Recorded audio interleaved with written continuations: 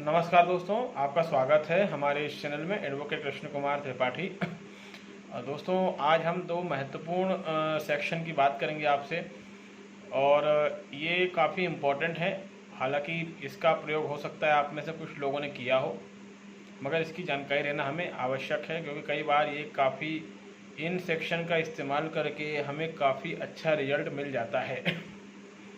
जिन दो धाराओं की मैं बात करूँगा वो धाराएँ जो भी क्रिमिनल केसेस हैं, किसी भी तरह का क्रिमिनल केस आपके ऊपर चल रहा है, सिर्फ कोई मतलब जरूरी नहीं कि मैट्रिमोनियल क्रिमिनल केस ही हो, किसी भी तरह का क्रिमिनल केस आप पर अगर चल रहा है, आप उसका इस्तेमाल कर सकते हैं इन दो धाराओं का। काफ़ी महत्वपूर्ण धाराएं हैं। एक है सेक्शन 205 और एक है 107 सीआरपीसी के। दोस्तों, सेक्शन 205 सीआरपीसी का इस्तेमाल तब किया जाता है जब हम किसी भी केस में अपीयर होने से बचना चाहते हैं। किसी भी क्रिमिनल केस में हम बार बार अपीयर होने से बचना चाहते हैं, तब सेक्शन 205 का इस्तेमाल किया जाता है। होता कुछ यूँ है कि हम पर कोई भी क्रिमिनल केस लगा हुआ है, मान लीजिए चोरी का लगा है, डकैती का लगा है, दहेज का लगा है, घरेलू हिंसा का लगा है, कोई सा भी क्रिमिनल केस, 420 का लगा है, फ्रॉड का लगा है, किडनैपिंग का लगा है, वॉटएवर।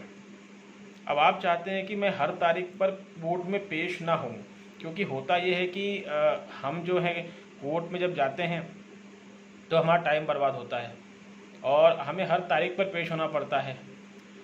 अगर हम हर तारीख पर पेश ना हो तो फिर कई बार हमारा वारंट निकल जाता है। और दूसरी बात, अगर हम पेश नहीं होते तो हमारा वकील कहता है कि आप मत आइएगा, मैं आपकी तरफ से हाजिरी माफ़ी की एप्लीकेशन लगा दूंगा।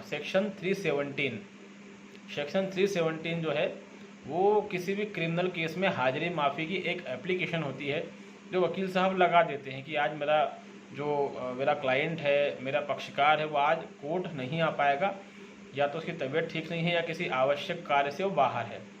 और बाद में जब आप उसके पास जाते हो तो वो आपसे हाजिरी माफ़ी एप्लीकेशन लगाने के 500 से 1000 रुपये ले लेता है एक एप्लीकेशन का, कि भैया पिछली तारीख में मैंने तुम्हारी एप्लीकेशन लगाई थी तो मुझे 1000 रुपये दे दो।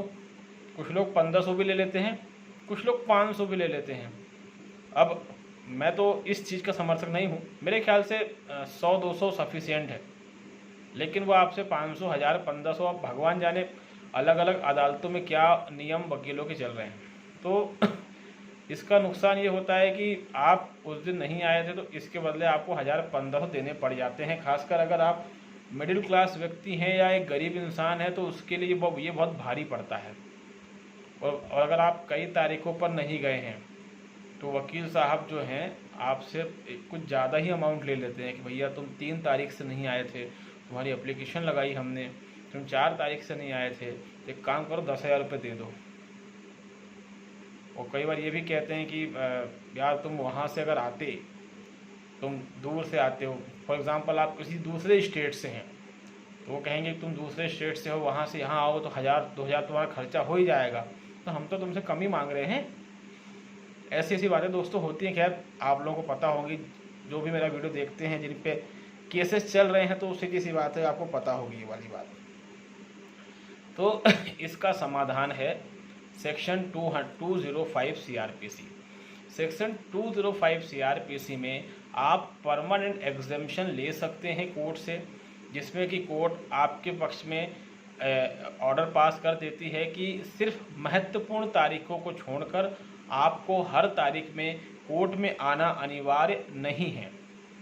और एक और चीज़ बता दूं, अगर आपके ऊपर कोई केस चल रहा है, केस में परिवार के लोगों के नाम है, जो मैं बता रहा हूँ ये सेक्शन 205 हर तरह के क्रिमिनल केस में लागू होता है। ठीक है, कोई सा भी क्रिमिनल केस आपके ऊपर चल रहा है, फॉर एग्जांपल 420 का मुकदमा आपके ऊपर चल रहा है, चोरी का चल रहा है, डकैती का चल रहा है, मर्डर का चल रहा है, अटेम्प्ट टू मर्डर का चल रहा है, वॉटएवर, एक्सटॉर्शन का चल रहा है, कोई सा ही मुकदमा चल रहा है, कोई फैमिली मैटर से 498 वगैरह हो गया, तो सेक्शन 205 का इस्तेमाल हम करते हैं। सेक्शन 205 के तहत परिवार के ऐसे लोग जो अपाहिज हैं या जिनको बीमारियां हैं या जो बड़े बुजुर्ग हैं, इनको बहुत जल्दी राहत मिल जाती है। क्योंकि कई बार ये भी होता है ना, अब लोगों को पता नहीं है तो बड़े बुजुर्ग भी हर तारीख में जा रहे हैं, क्योंकि जो जमानत दी जाती है उसमें साफ लिखा रहता है कि आपको हर तारीख पर पेश होना अनिवार्य है, अदरवाइज आपकी बेल जंप हो जाएगी, मतलब आपकी बेल को रद्द कर दिया जाएगा।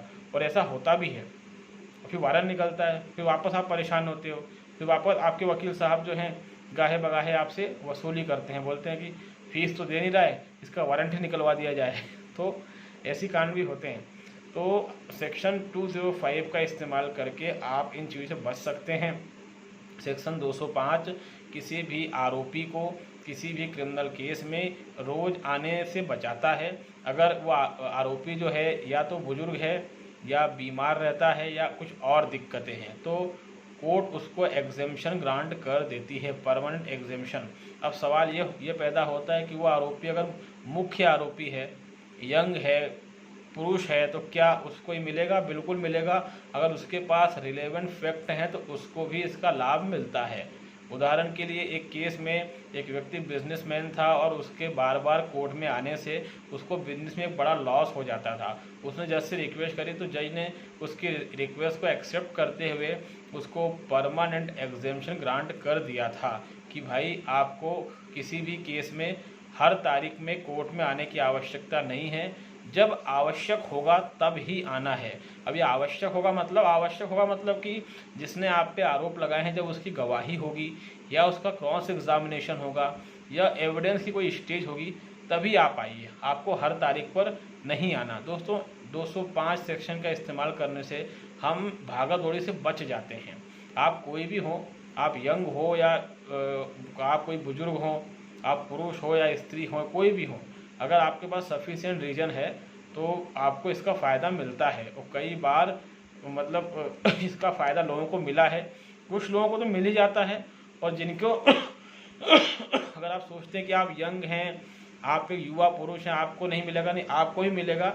अगर आपके पास इसका कोई रिलेवेंट कारण है तो पक्का मिलेगा आपको भी हर तारीख में कोर्ट में नहीं जाना है। तो इससे क्या होता है, आपकी हर बार की भागादौड़ी बच जाती है। अदरवाइज किसी दूसरे स्टेट में या दूसरे शहर में आपका केस चल रहा है तो आपको वहाँ पर जाना पड़ता है और आपका भी दिमाग ख़राब होता है कि ट्रेन पकड़ो, बस पकड़ो या फ्लाइट से जाओ, वहाँ बैठो, फिर वहाँ वकील साहब हैं, वो भी हो सकता है आपसे फ़ीस मांगना शुरू कर दें, सामने वाली पार्टी आई नहीं है, आपका पूरा दिन बर्बाद हो रहा है, आप वहाँ बैठे हुए हैं। तो ये अच्छी मतलब हमें भी लगता है कि भाई ये चीज़ें बंद होनी चाहिए, कुछ ऐसा सिस्टम होना चाहिए। तो इसीलिए सेक्शन 205 CRPC को बनाया गया है। इस पे बहुत सारे जजमेंट से हर उम्र के व्यक्ति को छूट दी गई है अगर उसके पास कोई रिलेवेंट कारण रहा है तो कहीं छोटा मोटा केस है तो छूट तो बड़ी आसानी से मिल जाती है। उम्मीद है मेरी ये बात आपको समझ में आ गई होगी। दूसरा सेक्शन दोस्तों 107 CRPC। ये 107 CRPC क्या होता है दोस्तों? 107 CRPC बहुत इंपॉर्टेंट सेक्शन है, खासकर ये फैमिली मैटर्स के लिए बहुत इंपॉर्टेंट है। क्या हालांकि ये भी हर जगह यूज़ किया जा सकता है, लेकिन फैमिली मैटर्स में इसका इस्तेमाल बहुत अच्छे से करना चाहिए। सेक्शन 107 जो है दोस्तों, ये जनरली अगर आपके यहाँ पर पुलिस कमिश्नर का रूल लागू है तो ये ACP ऑफिस में इसकी एप्लीकेशन लगती है। और अगर आपके यहाँ पर पुलिस कमिश्नर का रूल लागू नहीं है तो फिर SDM के यहाँ पर ये एप्लीकेशन लगती है। आपके एरिया का SDM, आप हर शहर में एक से अधिक SDM होते हैं, उनके पास इलाके बटे होते हैं। तो अगर कमिश्नर रूल लागू है, पुलिस कमिश्नर रूल, तो फिर ये ACP ऑफिस में लगेगा। और कमिश्नर रूल लागू नहीं है आपके यहाँ पुलिस कमिश्नर का तो ये SDM ऑफिस में लगेगा। ठीक है। सेक्शन 107 इसका इस्तेमाल तब किया जाता है जब कोई व्यक्ति बार बार हमारे घर पर आके हमको परेशान करे और हमारी बदनामी करे और हमारे घर के माहौल को गंदा करे। हालांकि ऐसे मैटर अक्सर फैमिली मैटर्स में देखने को मिलते हैं, इस तरह के केसेस जहाँ की पति या पत्नी का विवाद चल रहा है, पत्नी अलग रह रही है, अचानक वो पति के घर पे आती है, अपने माँ बाप भाई को लेकर आती है, हंगामा करती है, गाली गलौज करती है। इससे पति और उसके परिवार की काफ़ी बेइज्जती होती है। ऐसा कई बार देखने को मिलता है। दोनों में विवाद चल रहा है, दोनों में कोर्ट कचहरी चल रहा है, उसके बावजूद कई बार पत्नी जो है पति के घर में ज़बरदस्ती घुसने का प्रयास करती है।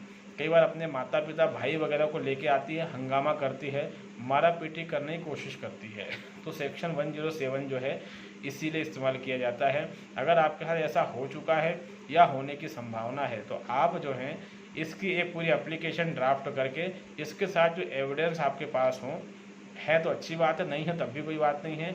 ये पूरी एप्लीकेशन बना के एक पूरा पिटीशन बना के आपको अपने ही इलाके के एसीपी ऑफिस में या फिर एसडीएम कार्यालय में लगाना पड़ता है। ये मैं बता चुका हूँ कि एसीपी ऑफिस और एसडीएम कार्यालय में कहाँ कैसे क्या लगेगी।